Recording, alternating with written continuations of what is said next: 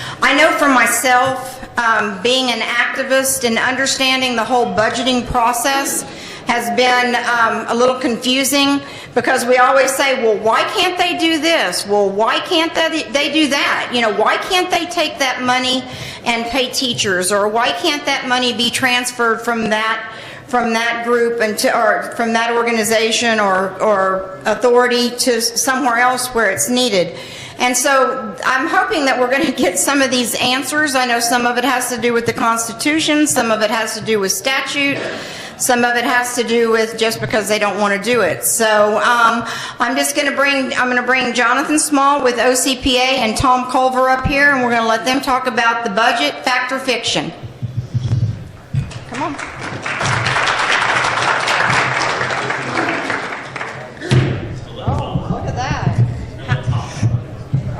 Okay, well, there you go. Good morning, everyone, and welcome. I'm Tom Culver, and I've worked with the Tulsa 912 project for about 6 or 7 years, just as a volunteer activist. And during that time, got to know the folks at OCPA and Americans for Prosperity, and so the three groups have worked together. OCPA is a think tank, and Americans for Prosperity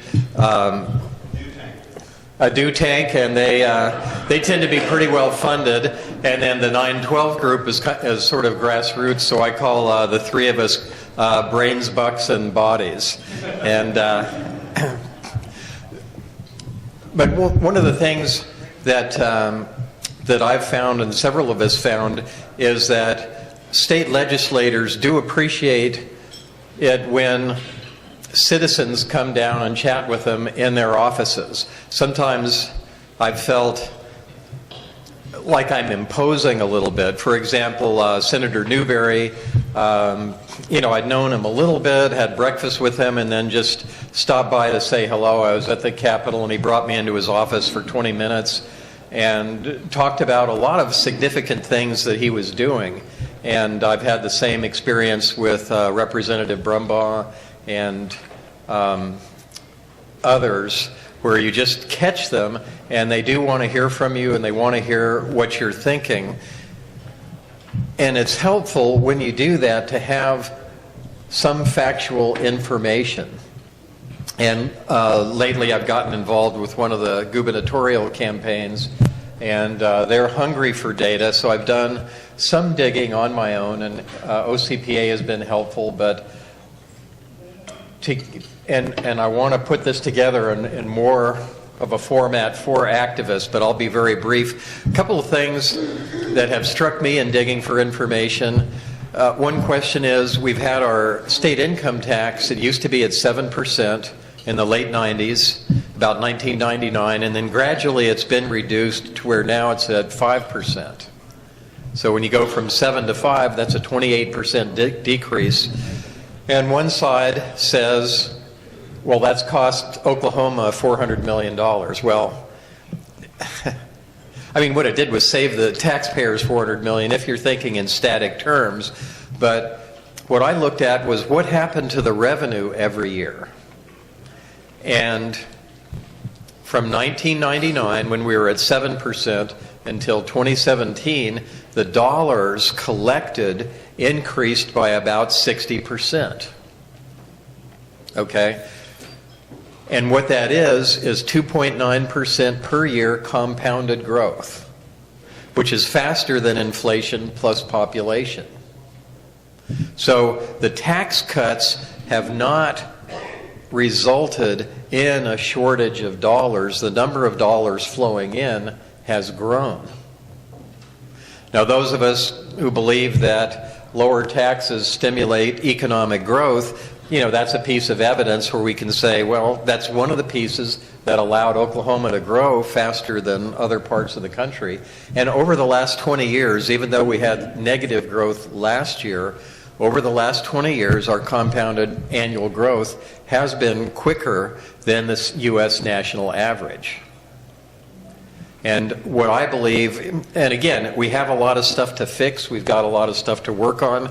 Right now, I think the governor and legislature have, I can't even imagine what they're thinking. But in general, Oklahoma has been fairly prudently managed. With the supermajorities that we've had in down in Oklahoma City on the Republican side, state spending had been growing much more slowly the last 7 years than it had under the Democrat. They've grown about 1.5% a year. Under the Democratic Governor Brad Henry, they grew about 6% a year. And then we've had certain cautious reforms during that period on workers' comp, right to work, and the fiscal situation in terms of state pensions has been improved dramatically. So what I would say is over the last 8 years, the state government has been disappointing because there's so much more they could be doing and need to do. But in general, with cautious reforms, we have grown and grown faster than the rest of the U.S. So to me, what we want to do is get a deeper dive into the budget numbers, something that maybe Jonathan can help us clarify is that it's tough to know how much is being spent by the darn state government. Again, working with one of the gubernatorial campaigns, the campaign manager is asking me, look, he sent me one thing that said that in the state, $30 billion is being spent. We look at OCPA, there's $17 billion. About half of that is appropriated by the legislature. The rest is federal and fees.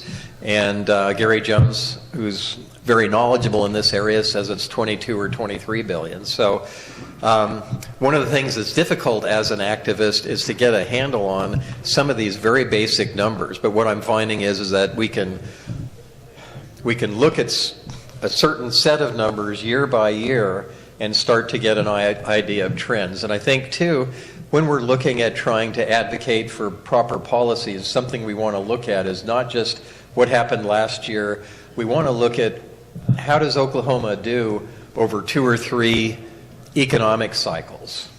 So let's look at 10 years, 15 years, 20 years. Let's take a look at trends during that time.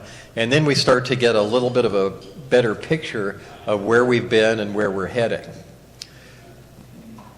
So with that, I think that's about all that I've got right now. I'm going to be digging a little bit more, do the PowerPoints and that type of thing, but the OCPA folks are a great resource for us when we want to know where the money is being spent. I'm able to call down there and get somebody who spends a lot of time looking at the numbers and digging into it, and then I can get answers to my questions that help me figure out. I'm like a numbers guy. Like I call myself a recovering accountant. So that kind of stuff is fun for me. And as we become more knowledgeable as activists, for example, the thing that I'm talking about on the state income tax, very few legislators know. I don't know those. Did you guys really ever put it together like that as far as the compound annual growth over the last 18 years? Talked about it over a few times. Yeah, to me that was a great discovery because it's so interesting to think, to see, well, wait a minute, the numbers have been growing. Now, they didn't grow every year. One of the fallacies that was on the other side is, well, every time that we cut the income tax rate, the revenues increased. Well, they didn't increase every single year, right? The Oklahoma economy is still subject to the economic cycle. So there were a couple of years where the income tax dollars collected decreased, but there were several years also where the income tax dollars increased dramatically. Another thing that was alluded to, and maybe Jonathan will talk about this a little bit more, is last year they talked about an $800 billion hole. And what I would suggest when you hear numbers like that, do not take them at face value. Because that's one of these things that's on its face is ridiculous, right? I mean, how can you suddenly have such a big change when tax rates aren't changing? You know, you don't have mass unemployment, all this kind of thing. And as it turned out, the budget gap got smaller and smaller as the year went on. And the revenue during the calendar year last year, every month except one, revenues exceeded the prior year. And at the end of 2017, the state had collected nearly $700 million more than they had the year before. And the state treasurer's office puts out a report every single month that you can subscribe to. And he does the numbers consistently. You can go back 10 years, month by month, on their website and look. And each month, except for one, you were seeing a $25 million increase, or a $50 million increase, or an $80 million increase of, let's say, December versus the December before. And so, again, a lot of what gets put out there in the narrative is how poor we are, how big these crises are, and just a small amount of digging from somebody that just has a skeptical mind, you can start to debunk this. And then you start to get the idea that a lot of this narrative is being put out with the objective of doing something, basically raising taxes, but the justification is often not there. Okay, so that's my 2 cents worth. I'm going to be taking a lot of notes, and I encourage you to listen carefully to what Jonathan has to say, and hopefully it'll spark a bunch of questions. And I would really encourage you to, as issues come up that you have an opinion on, that you've got strong feelings about, do contact your legislator, and once in a while, once or twice during the session, if you have time to go down to Oklahoma City, go down and see your legislator and maybe call on some of the other ones that you're familiar with. When the healthcare exchange fight was being waged in 2010, that was the Obamacare thing. The governor accepted a grant of $54 million. The House voted to accept it, and 4 of us went down with a chart that showed how this thing would work. And the chart was taken from the State Department of Grants Administration. And we just wandered into various legislators' offices. And for example, Dan Sullivan, who was the majority leader at the time, didn't know us from Adam. We weren't in his district. Once he found out that, we were reasonable people, he invited us into his office for about 20 minutes. And we went over that chart. And he was not aware of some of the stuff there. He wasn't aware of how it linked to our bank accounts, and how really it wasn't Oklahoma solution, it was totally Obamacare. And so I thought that was pretty cool. I went to my rep, Pam Peterson, and she said to me, "Hey, Tom, how are you doing?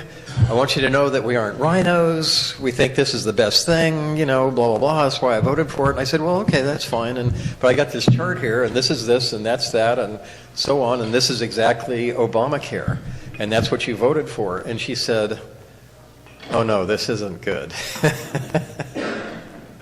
Part of what happens down there is these guys get hundreds of bills being presented, and a lot of them are, nonsense bills, and except for Senator Dahm, he's the only one I can think of who reads every single bill, and if he hasn't read it, he votes against it. It's very difficult to really dig in and get an informed position on every single bill. So the legislators depend heavily on what people say who they trust and respect. And so sometimes that'll be lobbyists, sometimes that'll be colleagues, and sometimes it'll be citizens like us. And but that so they do listen to us, they're interested in hearing what we have to say, but we really need to be credible, and we need to be careful about what we say, because you don't want to just say something to manipulate somebody or, pop off half-cocked. Okay, what you want to be is someone who they can trust to give them good information, because it's no fun to take bad information for somebody and then make a fool of yourself. So we don't want to put our legislators in that position by something that we tell them. Okay, I think I finally ran out of stuff to say. Please give a hand to Jonathan Small. He's a terrific guy, fantastic asset for our state.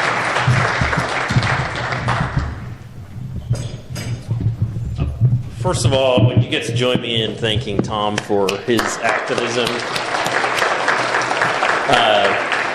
While Tom is doing work currently right now, Tom actually would spend his expensive free time at the Capitol advocating on behalf of you and principles that are important.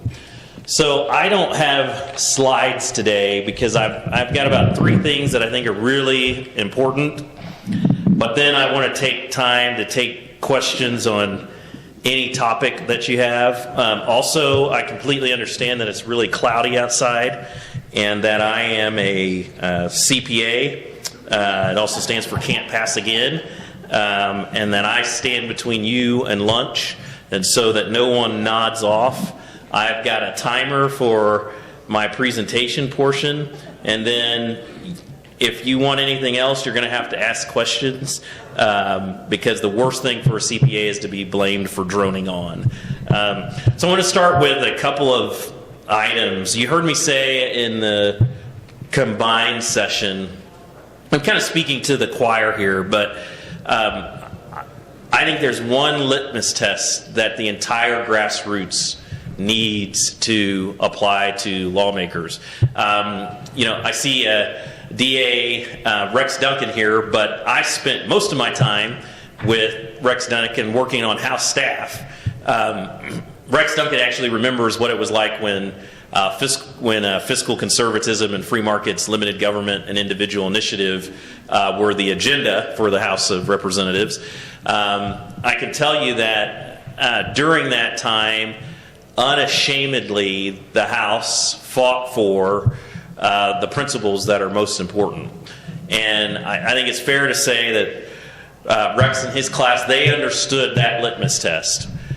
There's 2 kinds of people in the Capitol, and if you're going to take notes or if there's something that you want to communicate to your lawmaker, I would encourage you to communicate to them this thought, which is you either tend to believe that government needs more money to do more good, or you tend to believe that government should live within its means and that taxpayers are better allocating the fruits of their labor than government is. That litmus test across the board of candidates that we're going to see in 2018 is most important. I want to talk to you about one of the things that's going on right now that's a huge issue. It's not budget related, and it's fear mongering. And it's the sky is falling rhetoric that has besieged the Capitol. You heard Tom talk about it a little bit. But a fascinating thing happened. We began to watch the efforts of the group who thinks that you needed $800 million in tax increases when there was coming on the horizon a $100 million shortfall. And it's that you have entities like the Tulsa Chamber, and then unfortunately the Oklahoma City Chamber, and generally the Oklahoma City Chamber has been a little bit better about not parroting the views of the left. And recently they have gotten worse as it relates to the sky is falling rhetoric. And then the state chamber has supported school choice, but then it's fostered and tried to get Obamacare's Medicaid expansion implemented in Oklahoma, which was bad policy. But all of these groups have one thing in common. The Oklahoman has one thing in common. The Tulsa World has one thing in common. And that is that they have a narrative. I'm going to tell you a couple of stories about the narrative that the media has and that bureaucrats have and that the current governor has. I got a call from a Washington Post reporter a few months ago.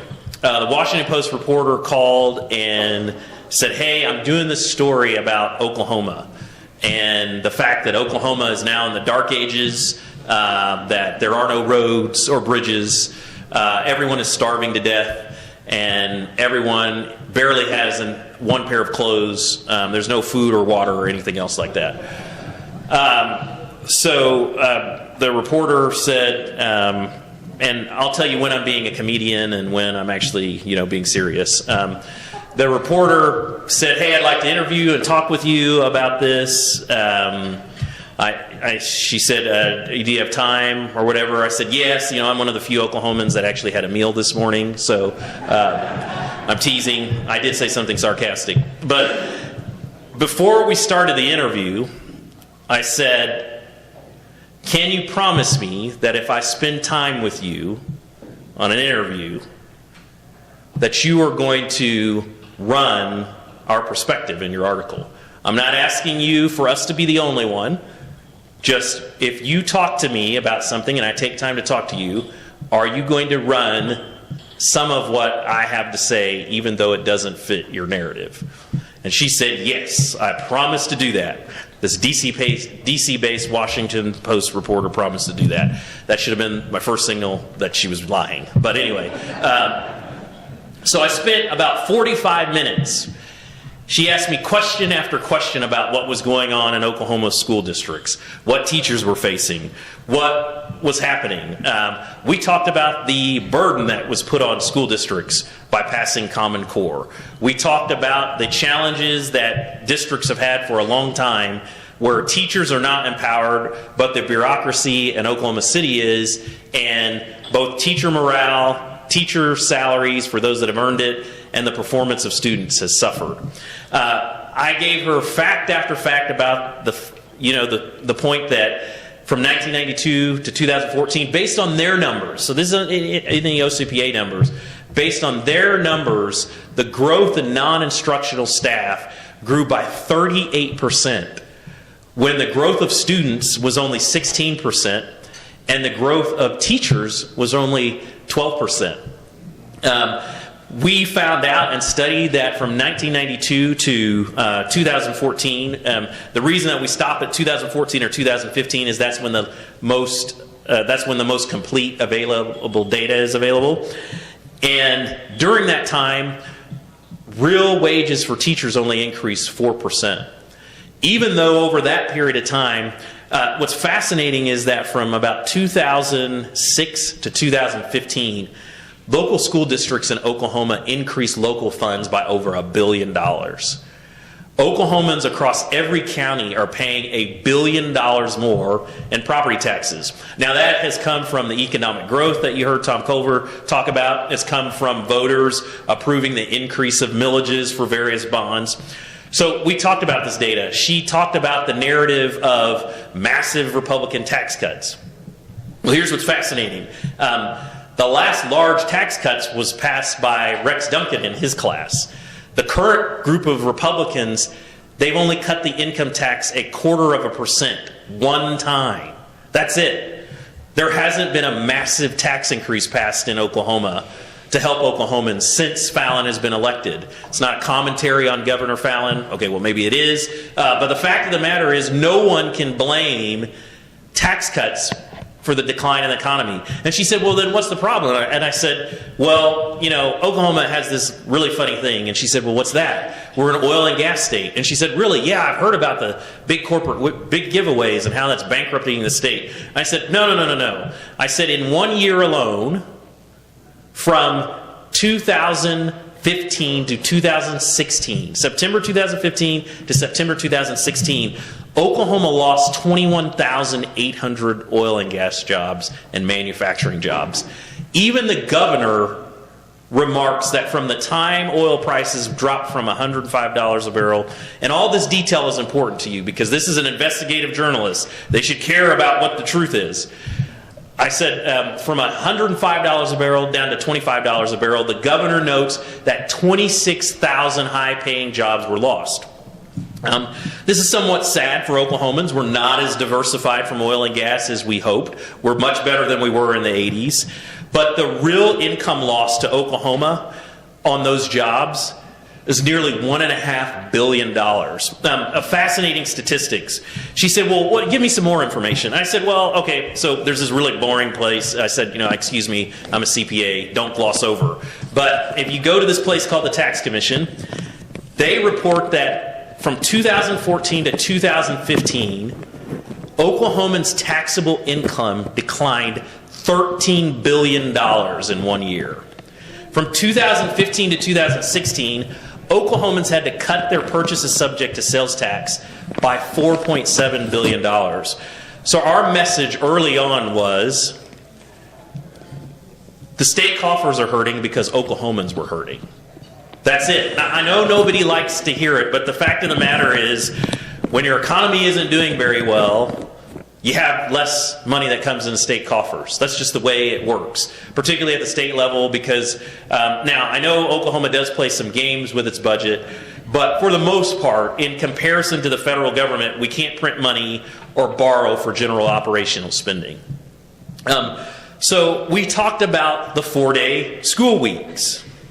We talked about the fact, and so I talked with this reporter and I mentioned to her, well, so there's a few schools that credibly will say that it is because of less state aid that they dropped a 4-day school week. I said, now, that's what they blame. If you look at their budgets, you will find out that that's not the real reason that they did it. And she said, well, give me an example. I said, well, take this school called Catoosa. And she said, wow, that sounds like that's in the middle of nowhere. And I said, no, actually, it's basically a suburb of Tulsa. And I said, Catoosa did this fascinating thing. They spent $1.5 million to add a press box during the time period that oil and gas, the price for oil dropped from $105 a barrel to $25 a barrel. They spent $1.5 million on a press box. Then they cut spending for their operational budget by 1 day. Here's what's fascinating. This was from the school's own numbers, going from a 5-day school week to a 4-day school week only saved them $200,000 a year. If they hadn't bought the press box, they could have kept their 5-day school week for the next 7 years. And guess what? They'd be in the economic recovery right now, and they never would have had to cut information. So I mentioned to her, I was like, hey, I work for the Democrats, and I've seen it happen. She said, well, what about health care? I said, yeah, health care, fascinating thing. The Health Care Authority, and this right now, we're still on the point of narrative. I said, the fascinating thing about the Health Care Authority is they were facing a cut. And I said, so you know what they did? And she said, well, what did they do? They chose to cut the nursing home Medicaid reimbursement rate first. And she said, well, how do you know that? And I said, because in testimony to lawmakers, the Medicaid director said they did. And I said, well, you know why they did that? And she said, well, I'm sure you're going to tell me why, aren't you? And I said, yes, I'm going to tell you why. Because you can't get people to increase taxes for administration. You can get people to increase taxes if you tell them that grandma is going to be thrown out in the streets and starved to death. So we talked for 45 minutes, almost an hour. I provided her point after point after point after point after point after data point after data point. We talked about crony capitalism. We talked about the fact that very stupidly Oklahoma piggybacked the federal government and started giving away wind subsidies. Because Barack Obama's policies are so successful at the federal level, lawmakers decided to continue them at the state level, and now they're taking your tax dollars you pay into state coffers and giving them to wind companies. Many of them that are out of state and out of the country. The subsidies that are paid to wind unjustifiably are over $100 million a year.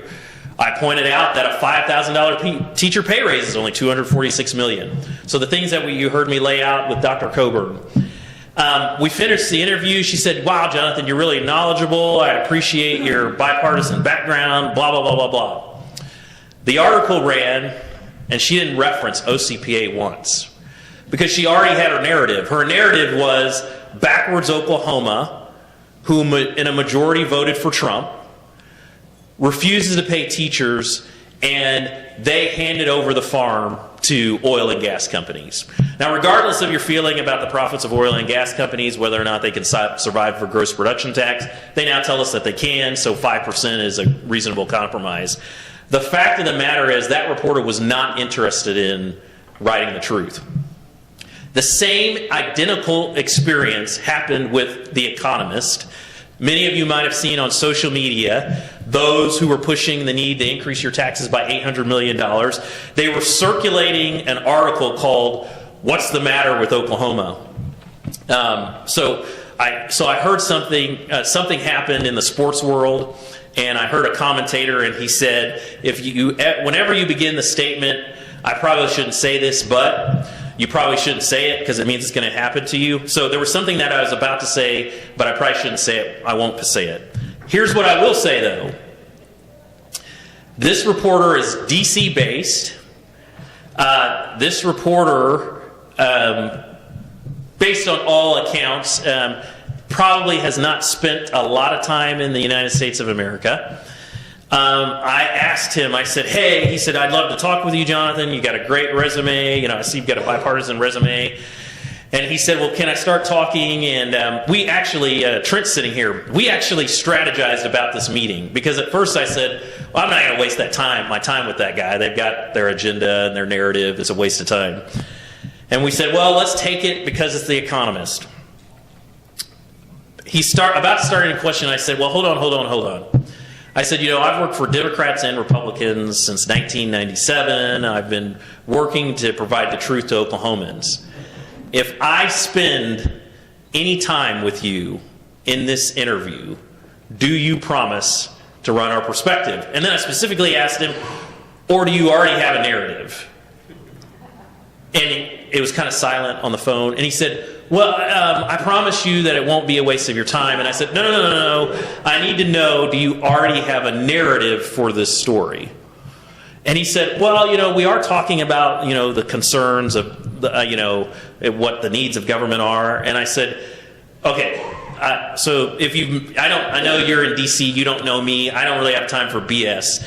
Are you going to use what we provide, and is your narrative set? He said, no, I promise you. So I be with him for 30 minutes. Almost same identical conversation. On January 30th, 31st comes out the Economist article titled, What's the Matter with Oklahoma? Literally the lead-in, we were cracking up in our office.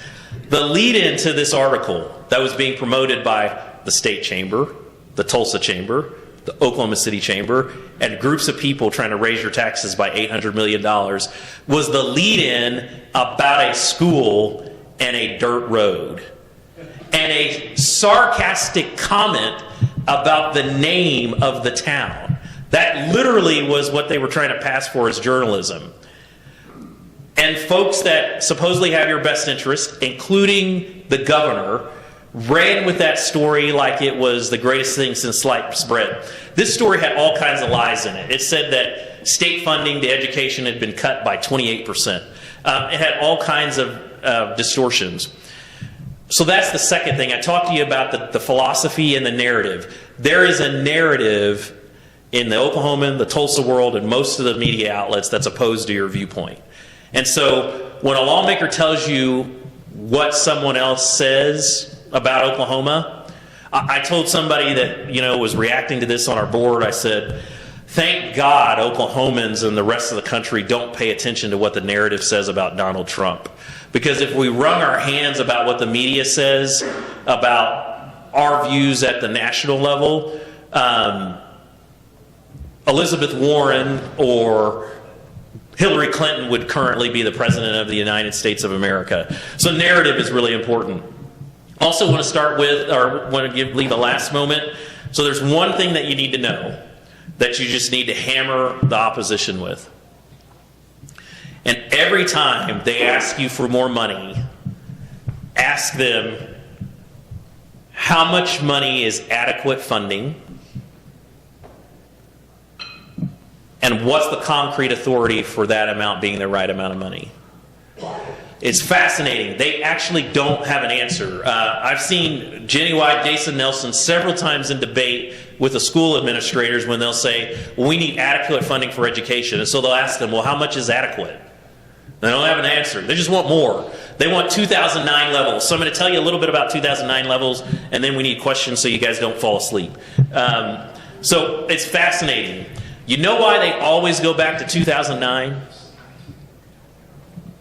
They always go back to 2009 in Oklahoma, and Rex Duncan remembers this, because in 2009, you remember that when Barack Obama became president, everyone forgets that one of the first things he said was that they were not, and remember the left had a narrative, they were not going to let states cut their state government budgets to fit the economy because they did not want government spending to decrease because they wanted the pressure to stay on what was at that time a number of growing red states from cutting taxes.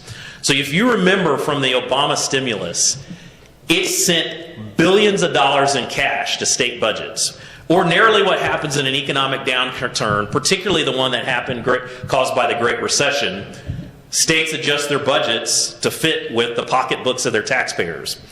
Fascinating thing happened. Oklahoma got about $1.5 billion of Obama stimulus dollars to prop up its budget. There wasn't really anything that Republicans could do about it because at that time the governor was Brad Henry, and he insisted that we were going to take those funds and we were going to mitigate cuts as possible. So that's the first one. But you guys also remember this funny thing called the housing crisis.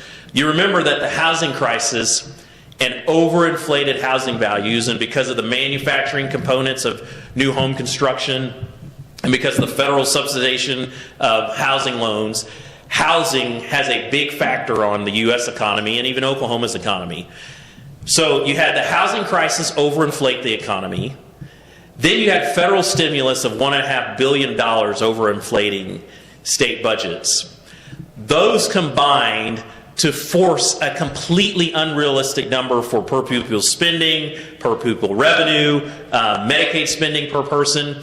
So they always want to go back to a year that was idiotic, a year that was based on robbing from our children and at that time borrowing from China so that the federal government wouldn't make tough choices. So the next time someone says to you, we need adequate funding, ask them, well, what is adequate? And they say, well, we need to go back to the 2009 levels. You should say to them, you mean the 2009 levels that were overinflated by Barack Obama borrowing from on the backs of our children and a housing economy and inflated oil and gas prices? You remember, that's the third thing. Everyone forgets, in the summer of 2008, the price of oil in Oklahoma, or nationally, was about $140 a barrel.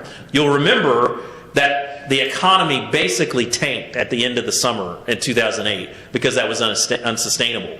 They love fiscal year 2009. They love fiscal year 2009 because it was built on a false housing economy, bloated by federal stimulus, and oil and gas estimates at the state that were over $100 a barrel. Natural gas prices at that time were about $8 to $12 an MCF. Obviously, I mentioned this, you would think that a magazine called The Economist would care about data. They didn't. They just ran with whatever the next liberal identity was. So those are the three things that I ask you to remember. Encourage your lawmaker about what their philosophy is. And there's only two philosophies at the Capitol. There just are. Remember, you either tend to believe that government needs more money, more of your money, to do good, or you tend to believe that taxpayers are better at allocating the fruits of their labor than people in D.C. or Oklahoma City. That's the worldview that two lawmakers come down to. Second is the sky is falling narrative. We need to push back against that. When someone says to you, well, the media says this, you need to challenge them and tell them that the media does not have our interests, and they'll outright lie to you. And then the third thing is, the final thing is, when someone asks you for more of your money and a lawmaker says, well, we need more money for state government, we need adequate funding, you challenge them and you say, well, how much would be adequate? And when they tell you 2009, 2010, they're nirvana. Apparently Jesus came back in 2009 or 2010, according to some state bureaucrats. You challenge them about those 3 points: the fact that it was overinflated by a housing market that crashed, that was overinflated by oil and gas prices that have never reached that time since. Natural gas has hovered around $3 an MCF. They want to spend at a time when natural gas was almost 3 to 4 times what it is today. And then the third item is that it was overstimulated with federal funds. With that, I'm happy to take any questions. The greatest source for state spending is the Comprehensive Annual Financial Report. Half the room just fell asleep when I said that. I refer to it as the CAFR, but the state of Oklahoma refers to that as the state's primary source of detailing how revenues are spent. It shows state government spending right at about $17.9 billion, and it shows that from 1991 to 2017, adjusted for inflation, that state spending is up 70%, when the population in Oklahoma has only increased by 24%.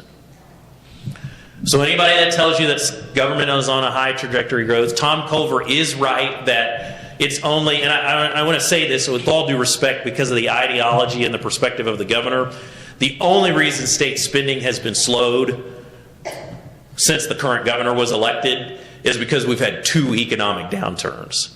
Every time we had surplus revenues, she forced the legislature to spend it all. So, you know, they have had fiscal constraint, but it's only because the economy's forced it upon them.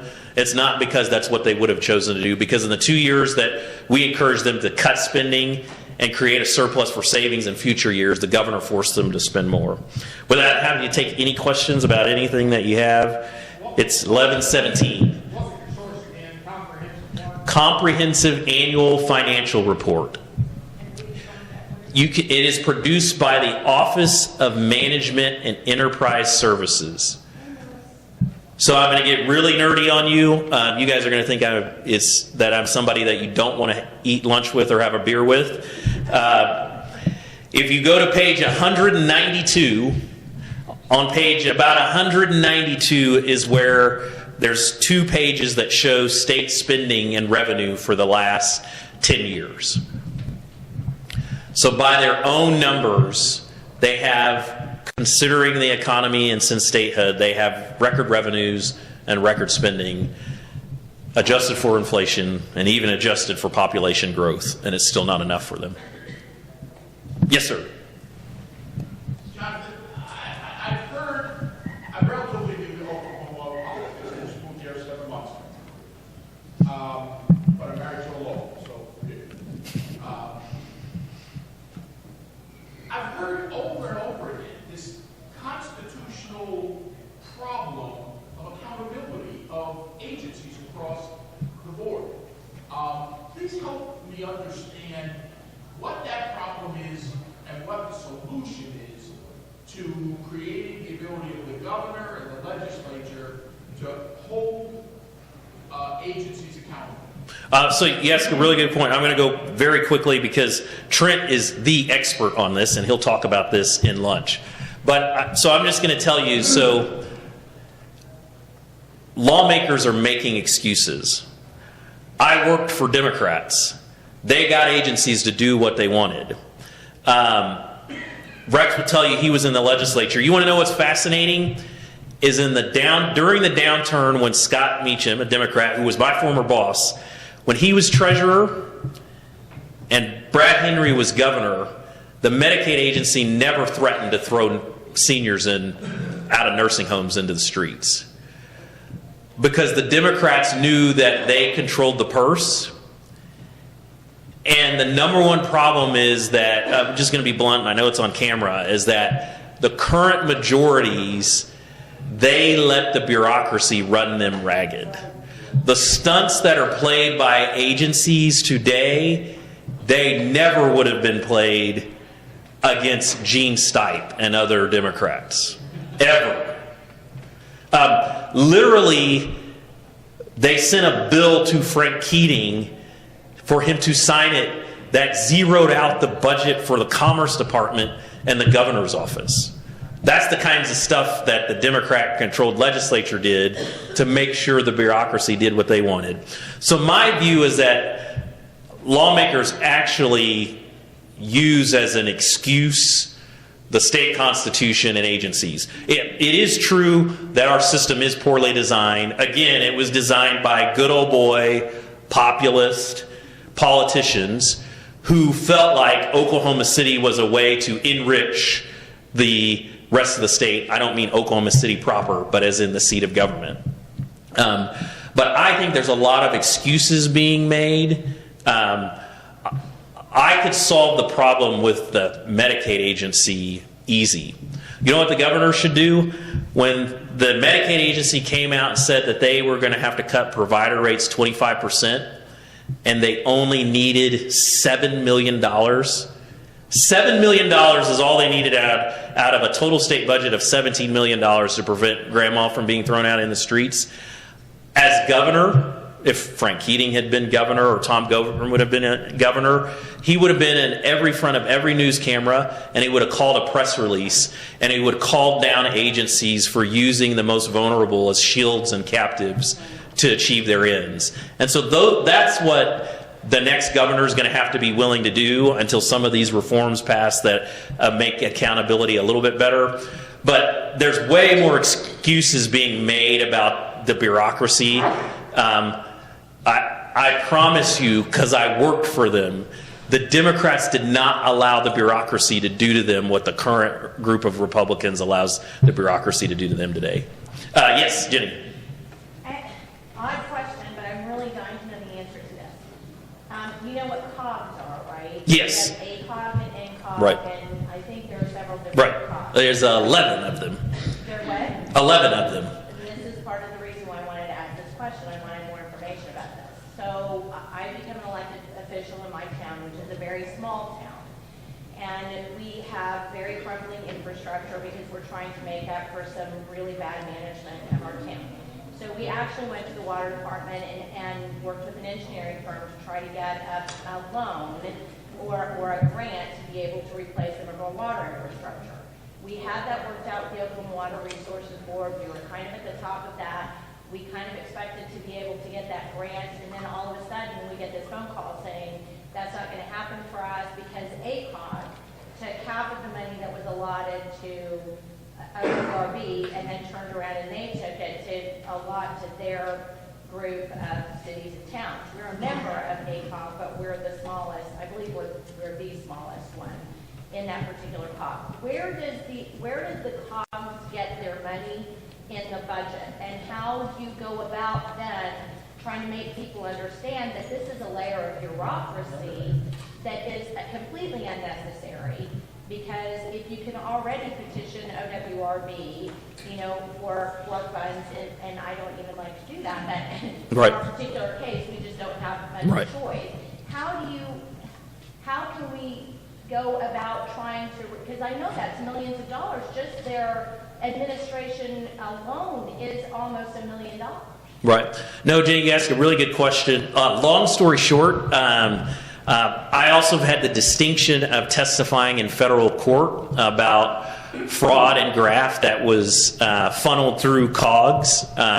If you've heard of Mike Mass, Gene Stipe, Randall Irwin, Jerry Hefner, that's known as the Southeast Oklahoma Contingent.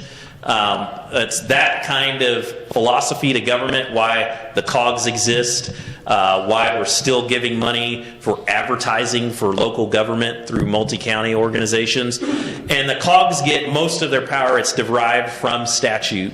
But you asked a very good question.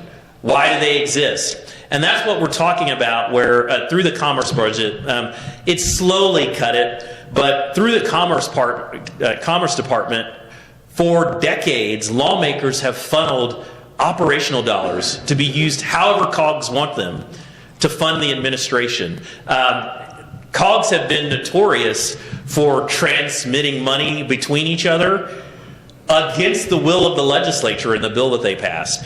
This is another example of where I've said that the current group of legislators, they have not reckoned with their number one job is to completely transform a bloated, keep this in mind, a Gene Stipe style good old boy government system that existed for 100 years. That's the number one thing they need to work on. When they say they want to govern, or their constituents are asking them to govern, well, the constituents are asking them to govern. It's just not the way they think. They think governing is increasing taxes right now, a majority of them. Governing is saying, why do we have all of these layers of bureaucracy between us and local government? Why are we taking dollars out of the local area, funneling them through a system in Oklahoma City that extracts dollars for administration and all the various offices that are proliferated across the state? and then there's not enough funds. I can tell you about the REAP program. The REAP program goes through COGS.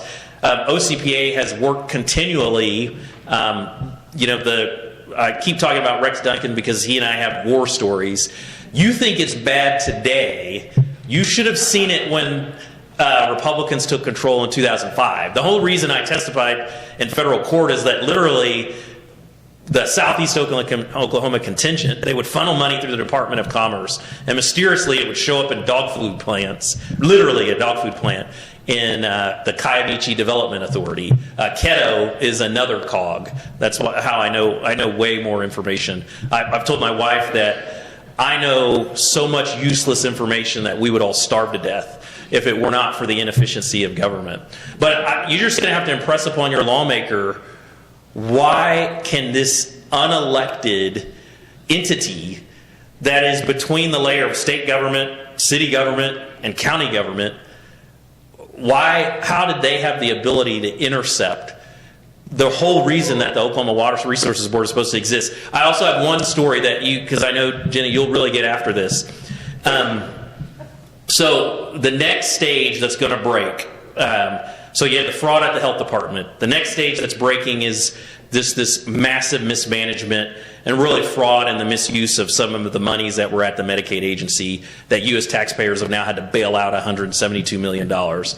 But the next thing that you need to work on, and this is why we've said that you've got to pass this federal funds transparency bill, because of the Water Resources Board and DEQ taking federal grant monies over the years and taking federal grants for infrastructure, many of the new standards that are being applied to communities where unjustifiably they're changing standards for how much chemical you use in water plants and why you've got to update your local infrastructure even though it works perfectly fine.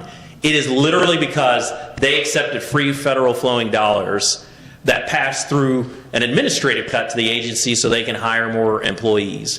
The next shoe to drop is going to be how the acceptance of federal dollars in Oklahoma is driving up infrastructure costs, particularly in rural Oklahoma, because agencies in Oklahoma City accepted federal grants without the legislature having any ability to control it at all. And so that's the next area that I encourage you to watch out for. Next, we got a couple more minutes. Yes, ma'am. Does that include the Oklahoma Turnpike Authority? I haven't even gotten into the Oklahoma Turnpike Authority. So, yeah, I don't even have to talk about that. You guys know all about that. Here's one thing that I would like to say about the Turnpike Authority. So, extract yourself from the Turnpike Authority's operations. The setup of the Turnpike Authority as it is funded is actually the best form of governance. I'm not talking about its independency and almost as like a trust style system.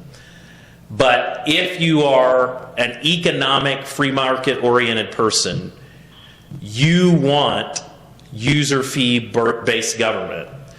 And the reason you want that is because you want the user of non-core services of government to have to pay for the cost of those. When we don't have user fee based government, what happens is you have to pay higher taxes, general taxes, than what you ordinarily would if there was with a cost attached with that. One of the reasons that Texas's economy is better than ours, and Florida and several no income tax states, is because they really hone in on core services, and they say if you want this additional service, you and the other users of that additional service have to pay for the cost of it. So one thing that I want to caution all of us, again, I'm not endorsing some of the operational activity of the Turnpike Authority. I do want to encourage us to not demonize the user fee structure. The user fee structure of the Pike Pass system or the Turnpike Authority, that's not the problem. It has to do with governance and the way it's structured and other things like that. So I've heard some of our great friends say we should get rid of all fees. No, because they're not going to get rid of all fees and lower taxes. If they get rid of all fees, they're coming at you with a bunch of State Question 640 votes. And we want users of non-core government services to bear the cost of that, not you as general taxpayers in our economy. Yes, sir, right there. This year, in her attempt to get money to drive the budget, they stole $150 million out of the community economic development for the roads and bridges for the counties. And that's put their program behind for 10 years. So all of you driving to work in your counties for the next 10 years, we're going to be trying to catch up on what they stole away from the county roads and bridges.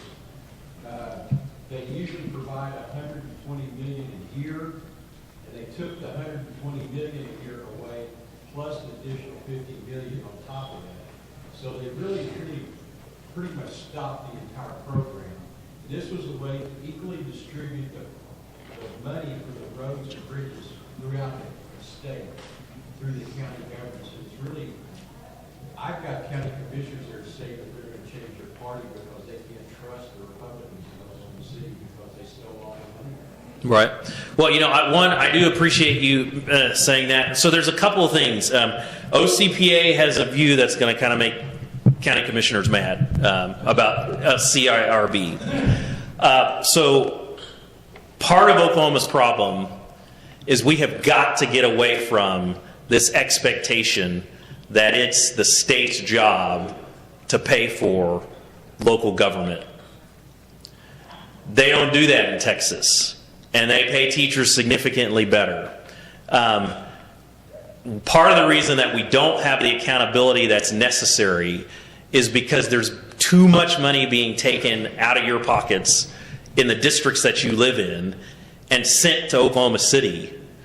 And so while you're working, they have those 225 lobbyists that John and Dr. Coburn were talking about, divvying up the money that never should have come to Oklahoma City in the first place. The CIRB fund, the County Improvement and Road and Bridge Fund, it's an example of where it is unfortunate that the legislature took money from that fund because it didn't want to balance its budget. But to a degree, it's shame on us because a lot of us, particularly local and county government, continues to go to state government and politicians and say, hey, we have all these needs, increase state taxes, and hopefully funnel us a little bit of money so we can deal with these issues. OCPA feels like the next governor should be talking about how their number one agenda is to create a pro-growth tax economy that divests multiple sources of revenue back to the local area where constituents have a much better ability to keep their handle on what's going on. It is time for Oklahoma, I know we're talking about abolishing some things. It is time for Oklahoma to abolish the penalty on work at Oklahoma, the income tax. It's time to move to a fair tax. Those are the kinds of things that should be talked about. There's a lot of conversation talked about how we are compared to Texas. Oklahoma has lost $1.3 billion in adjusted gross income. That's where income earners in Oklahoma have moved to Texas. You want to know what Texas doesn't have that Oklahoma has? Texas does not have a penalty on work. You can do that in a revenue neutral way where our economy would grow. But you ask a good question. We've got to stop having local county government go to Oklahoma City and say, hey, take this and take more money from my constituents. And then I'm going to rely on you and a lobbyist to hopefully funnel or trickle down some of that money from Oklahoma City to the local area. I think it's also time we need to move to a county manager system. Garrett Jones and others have talked about how all of the government structures in Oklahoma are part of the reason why we don't have the money that we need for core services, and so that needs to happen. I'm going to turn it over to John because I really am standing in the way between you and lunch right now. Jonathan, real quick, give us how do folks stay in touch with you? How do talk about your Facebook page? Talk about the live stream. We're being live streamed right now. These videos will all be on there. If you mention that real quick, and then we'll. So go to www.ocpathink.org. That's our website. Both our organization and AFP Oklahoma and Tulsa 912 are regularly monitoring what's happening at the Capitol. That's the best way to stay. One of our 3 websites is the best way to stay involved with what's going on. Our 3 organizations like to say that we're the taxpayers' advocate. There were 42 lobbyists at the Capitol trying to preserve wind subsidies. 42 lobbyists. It's amazing, and so that's the website is where I'd encourage you to go. You can look up the Oklahoma Council of Public Affairs on Facebook. Trent's going to be doing lunch. I encourage you to check out the Trent England Show on Facebook. Oklahoma does have an opportunity to beat Texas and to be a place that thrives, but it's going to require transformational government and politicians to stop passing the buck to you as taxpayers. So thank you, and happy to answer any questions. If you call me, the media has my number, The Economist has my number. They call me and then don't run our perspective. You can call me or text me anytime, 405-990-2689. I really do know tons of useless information outside of government. So pretty much you can ask me where something is in the CAFR, and I can probably tell you without even having to go look at it myself. Thank you. Thank you.